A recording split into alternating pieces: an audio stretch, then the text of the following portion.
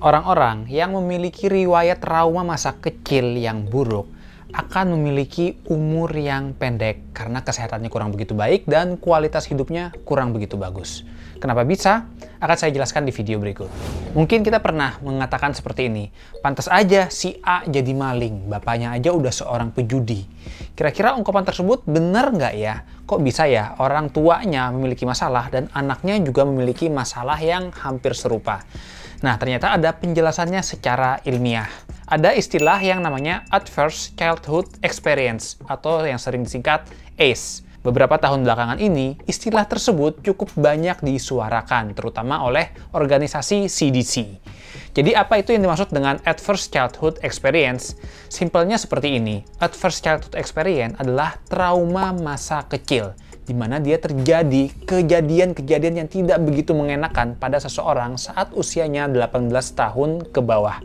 Dan trauma tersebut akan menimbulkan permasalahan ketika ia menjadi seorang yang telah dewasa. Penelitian awal yang membahas tentang riwayat trauma masa kecil dan dampaknya terhadap seseorang saat dewasa dilakukan pada tahun 1995 oleh Kaisar Permanente, di mana ia melakukan survei pada 13.000 orang.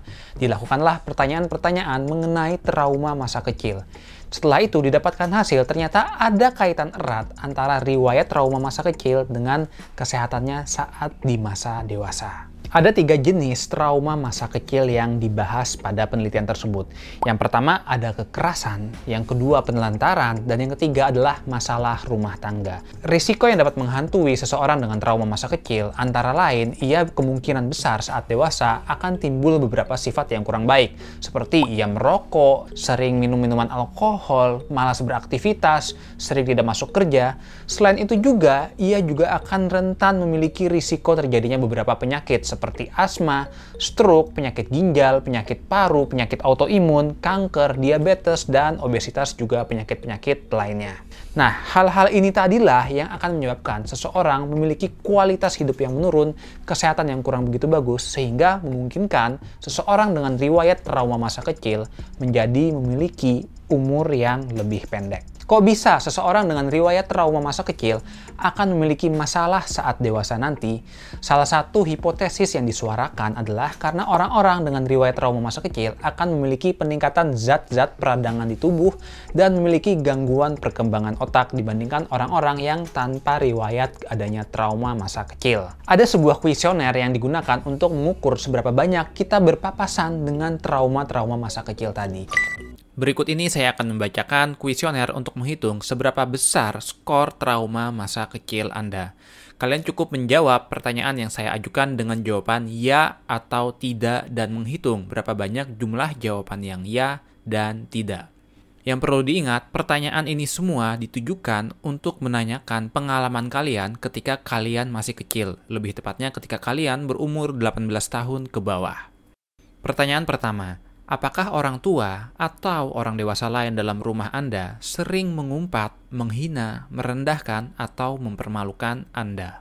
Pertanyaan kedua, apakah orang tua atau orang dewasa lain di dalam rumah Anda sering mendorong, menampar, atau melempar sesuatu kepada Anda? Pertanyaan ketiga, apakah orang dewasa atau orang yang setidaknya 5 tahun lebih tua dari Anda pernah menyentuh atau membelai Anda secara seksual? Pertanyaan keempat, apakah Anda sering merasa bahwa tidak ada seorang pun di keluarga Anda yang mencintai atau menganggap Anda penting? Pertanyaan kelima, apakah Anda sering merasa bahwa Anda tidak punya cukup makanan, harus memakai ulang pakaian yang telah kotor, atau merasa tidak punya orang yang melindungi Anda? Pertanyaan keenam, apakah orang tua Anda pernah berpisah atau bercerai?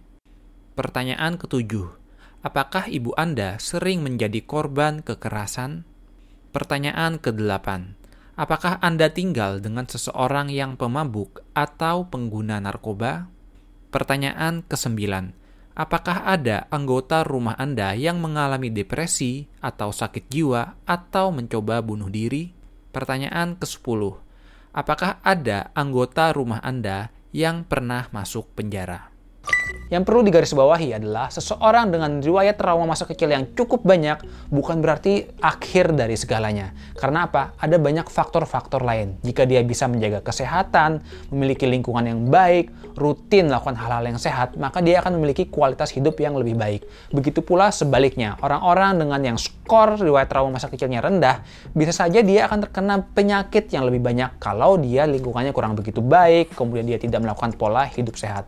Tapi tetap kita harus waspada, terutama bagi kita yang memiliki riwayat trauma masa kecil yang cukup tinggi.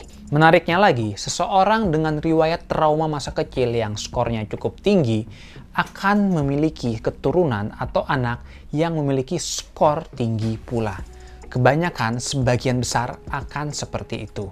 Karena apa? Karena apa yang mereka alami saat kecil juga akan dilakukannya kepada anak-anak mereka. Disinilah pentingnya kita untuk memutuskan tali tersebut.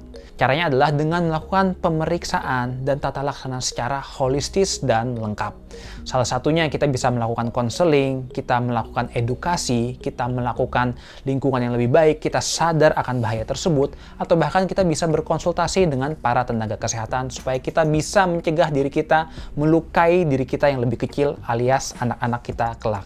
Ingat, masa depan bangsa ditentukan oleh para anak-anak muda. Apa jadinya kalau anak-anak sekarang memiliki riwayat trauma masa kecil yang cukup berat? Hal ini mungkin akan menyebabkan mereka memiliki kualitas hidup saat dewasa yang kurang begitu bagus dan mudah sakit-sakitan.